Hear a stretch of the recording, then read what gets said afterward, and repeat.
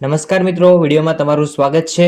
હાલમાં રાજકોટ જિલ્લામાં વધુ એક દુષ્કર્મની ઘટના સામે આવતા આજે આસપાસના વિસ્તારમાં ચકચાર મચી ગયો છે। હાલમાં રાજકોટના મોંજકા વિસ્તારમાં 22 વર્ષની પરિણીત મહિલા પોતાના પતિ અને 2.5 વર્ષની પુત્રી સાથે રહે છે। તેઓના ઘરની આસપાસ એક દીપક રાજપૂત નામનો એક યુવક રહે છે।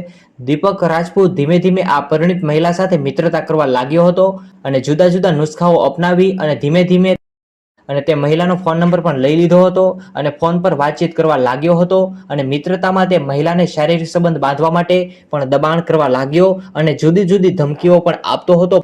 પરંતુ મહિલા પરિણીત હોવાથી વારંવાર દીપક રાજપૂતને શારીરિક સંબંધ બાંધવા માટે ના પાડતી હતી। ત્યારે દીપક રાજપૂત મહિલાને ધમકી આપી અને કહેતો હતો કે જો તું મારી સાથે સંબંધ નહીં બાંધે તો હું તારી 2.5 વર્ષની દીકરીને જાનથી મારી નાખીશ તેવું કહેતો હતો।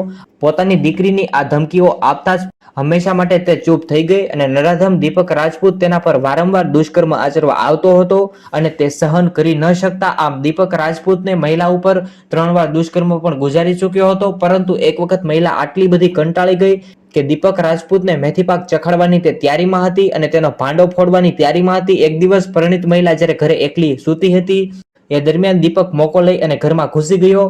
ત્યારે મહિલાએ તેના પતિને તાત્કાલિક ફોન કરી અને ઘરે બોલાવી લીધો। ત્યારબાદ ગામના લોકો પણ ત્યાં ભેગા થઈ ગયા હતા અને બંને જણે યુનિવર્સિટી પોલીસ સ્ટેશનમાં ફરિયાદ નોંધાવી। જ્યારે દુષ્કર્મ અને ધમકીની હાલમાં ફરિયાદ નોંધવામાં આવી હતી। આ બનાવ બનતા જ હોબાળો મચી ગયો હતો અને આસપાસના બધા લોકો ત્યાં ભેગા થઈ ગયા હતા।